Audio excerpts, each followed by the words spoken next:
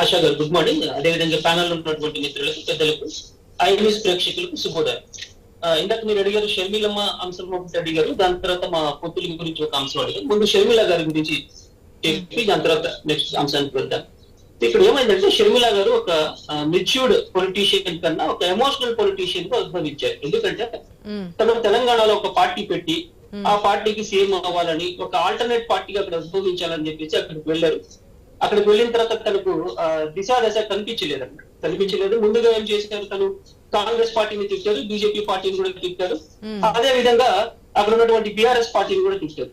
ఈమె ఏమన్నారు, ఇప్పుడు రేవంత్ రెడ్డి ఒక దొంగ అని చెప్పేశారు, రాజశేఖర రెడ్డి గారిని కాంగ్రెస్ పార్టీ ఎఫ్ఐఆర్ లో పేరు చేర్చిందని, అతను ఒక దొంగగా దూషించారని చెప్పేసి కూడా చెప్పారు. ఇదే షర్మిలమ్మ గారు నిన్న ఢిల్లీలో వైఎస్ఆర్టీపీ పార్టీని విలీనం చేసేటప్పుడు మీరు ఆ స్టేజ్ మీద ఒకసారి అబ్జర్వ్ చేస్తే ఎవరైనా కాంగ్రెస్ నేతలు అక్కడ కనిపించారా? తెలంగాణకు సంబంధించిన వాళ్ళు ఎవరు కనిపించలేరు. అదే విధంగా ఏఐసిసి మీటింగ్స్ లో ఉన్నటువంటి రేవంత్ రెడ్డి ఢిల్లీలో ఉన్నారు. కొంతమంది కాంగ్రెస్ నాయకులు ఎవరైతే తెలంగాణకు సంబంధించిన పెద్ద నాయకులు ఉన్నారో వాళ్ళు కూడా అక్కడే ఢిల్లీలో ఉన్నారు. ఏ ఒక్కరు కూడా తెలంగాణకు సంబంధించిన కాంగ్రెస్ నాయకులు కానివ్వండి, అక్కడ ఉన్నటువంటి ముఖ్యమంత్రి కానివ్వండి ఆ డయాస్ మీద కనిపించలేదు. ఎందుకు కనిపించలేదు అంటే తెలంగాణలో షర్మిలని కాంగ్రెస్ పార్టీకి ఆప్ట్ చేసుకోలేకపోయారు, వాళ్ళు తమ వాళ్ళుగా యాక్సెప్ట్ చేయలేకపోయారు. ఇదే విషయం ఇక్కడ ఆంధ్రాలో కూడా జరుగుతుంది.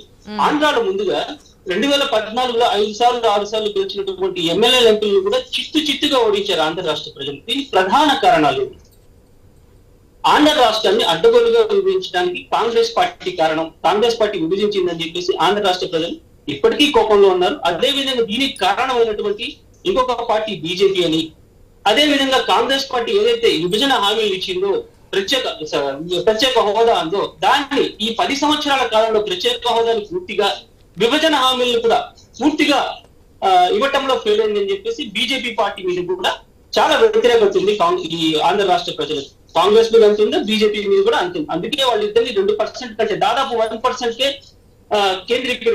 వాళ్ళని కన్ఫైన్ చేయగలిగారు ఆంధ్ర రాష్ట్ర ప్రజలు.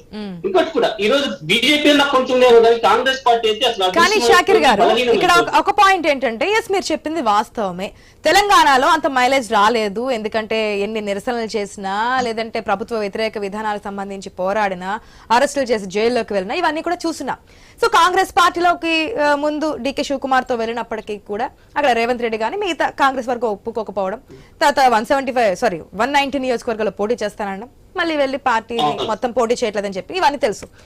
సో ఇక్కడ మరొక పాయింట్ కూడా ఉందిగా, ఏపీలో వైఎస్ఆర్సీపీ అధికారంలోకి రావడానికి షర్మిల చేసినటువంటి పాదయాత్రలు కూడా ఎంతో కొంత % ఉంటుంది కదా. ఆమె చేసినటువంటి కష్టం, ఆమె చేసినటువంటి శ్రమ, ఇదంతా కూడా పార్టీకి. సో ఏపీలోనే నాకు బలం ఉందేమో, ఏపీ ప్రజలు నన్ను నమ్ముతున్నారేమో, రాజశేఖర రెడ్డి బిడ్డలా అని చెప్పి ఏపీ పాలిటిక్స్ లోకి వచ్చే అవకాశం కూడా ఉంది కదా. ఈ కోణం ఎందుకు చూడట్లేదు? ఇక్కడ అప్పుడు పాదయాత్ర చేసినప్పుడు రాజశేఖర రెడ్డి గారి లెగసీని కంటిన్యూ చేయడానికి అప్పుడు పాదయాత్ర చేశారు. వైఎస్ఆర్సీపీ పార్టీని అధికారంలో తీసుకురావడానికి, రాజ్యాన్ని అధికారంలో తీసుకురావడానికి ఆమె పాదయాత్ర చేశారు. ఈ రోజు తనే చెప్పింది రాజశేఖర రెడ్డి గారిని దూషించిన పార్టీ అని చెప్పేసి, ఆయన చనిపోయిన తర్వాత కూడా ఎఫ్ఐఆర్ లో పేరు చేర్చిందని చెప్పేసి, అక్రమ కేసులు బనాయించిందని చెప్పింది. ప్రజలేం అజ్ఞానులు కాదు కదా, అవివేకులు కాదు కదా, ప్రజలందరికీ తెలుసు. తన స్వార్థ రాజకీయాల కోసం ఈరోజు షర్మిలమ్మ మాట్లాడినప్పటికీ ఆంధ్ర రాష్ట్ర ప్రజలు మర్చిపోరు. నిజంగా కనుక ఇక్కడ తనకు ఏదైనా ఉందంటే, ఇందాక మన అనలిస్ట్ గారు చెప్తా ఉన్నారు, అక్కడ కాంగ్రెస్ పార్టీలో ఉత్సాహం ఉంటుంది కానీ ఆంధ్ర రాష్ట్ర ప్రజల నుంచి ఎటువంటి రెస్పాన్స్ అయితే రాదు. ఎందుకంటే మీరు చాలా చూశారు గతంలో కూడా. ఇప్పుడు పురంధేశ్వరి గారు ఉన్నారు, ఒక జాతీయ పార్టీకి ఆంధ్ర రాష్ట్రంలో తను ప్రెసిడెంట్ గా ఉన్నారు. మరి ఎంతవరకు తెలుగుదేశం పార్టీకి సంబంధించిన ఓట్లు బీజేపీకి వెళ్తాయనేది నా ప్రశ్న. అసలు గతంలో కూడా చాలా ఎస్ ఖచ్చితంగా. ఇప్పుడు ఒక గొప్ప నేతలు, మీరు అవునన్నా కాదన్నా, నందమూరి తారక రామారావు, అదే విధంగా రాజశేఖర రెడ్డి గారు, దే ఆర్ లీజెండ్స్. అయితే వీళ్ళ యొక్క లెగసీని క్యారీ అవుట్ చేస్తుంది ఈ రోజు వైసీపీ నుంచి జగన్మోహన్ రెడ్డి గారు. అదే విధంగా మొదట్లో ఎప్పుడైతే నందమూరి తారక రామారావు గారు చనిపోయారో అప్పట్లో మొదట్లో ఏంటంటే ఆ లెగసీని క్యారీ చేసుకున్నటువంటి party Chandrababu Naidu party. But ఇప్పుడైతే ఆ లెగసీ లేదు. సో ఇదేంటంటే వీళ్ళతోనే కంటిన్యూ అవుతుంది. మీరు గతంలో చూసుకున్న అన్న టీడీపీ కానివ్వండి, ఎన్టీఆర్ టీడీపీ కానివ్వండి, ఈ పార్టీలు ఎందుకు ఫెయిల్ అయినాయి, లెగసీ అనేది వీళ్ళతోనే కంటిన్యూ అవుతుంది. ఆంధ్ర రాష్ట్ర ప్రజలు కానీ దేశంలో ఉన్న ప్రజలు వీళ్ళు నమ్మారు కాబట్టి వీళ్ళకే పట్టం కడతారనేది వాస్తవం. ఇదే కాదు, మీరు గతంలో తీసుకున్న మేనకా కాంగ్రెస్ కూడా పెట్టారు, ఆమె తర్వాత బీజేపీలో విలీనం చేశారు. ఇది ఏంటంటే లెగసీ ఎవరికైతే కంటిన్యూ అవుతుందో వాళ్ళకే కంటిన్యూ అవుతుంది, దానిలో డౌట్ లేదు. దీనివల్ల షర్మిల రావటం వల్ల వైఎస్ఆర్సీపీకి వచ్చిన ఇప్పుడు ఇదే విషయం లేదు. వైఎస్ఆర్ కుమారుడిగా జగన్ మాట్లాడుతూ ఉన్నారు, ఏదైతే వైఎస్ఆర్ కాలం నేను సాకారం చేస్తున్నాను, చేయాలనుకుని చేసి పెడుతున్నానని.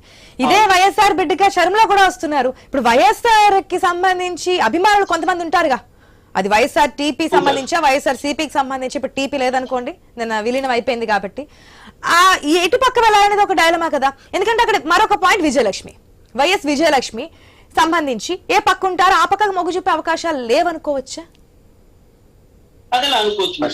విజయం అనే స్టాండ్ తెలియదు. ఇంకోటి కూడా ఇందాక ఇంకొక విషయం అన్నారు మన రాజశేఖర్ గారు, ఆంధ్ర రాష్ట్రంలో ఏంటంటే ఎలక్షన్స్ దాదాపు 2 నెలల నుంచి 3 నెలల లోపల ఎలక్షన్స్ ఆంధ్ర రాష్ట్ర ప్రజలు ఆల్రెడీ డిసైడ్ అయిపోయి ఉన్నారు ఎవరికి ఓటు వేయాలి, ఎవరిని అధికారంలో తీసుకోవాలి. ఈ రోజు వచ్చేసి కాంగ్రెస్ పార్టీ ఇక్కడ ప్రచార ఆర్భాటాలు చేయడం వల్ల ఓన్లీ వాళ్ళ యొక్క నాయకుల్లో, వాళ్ళ యొక్క ఎవరైతే మిగిలిపోయిన కార్యకర్తలు ఉన్నారో వాళ్ళ సానుభూతి వల్ల వాళ్ళ ఉత్సాహం రావడానికి మాత్రమే, కానీ దీని వల్ల ఎటువంటి ఉపయోగం లేదు. ఇదైతే వాస్తవం. చెప్పండి.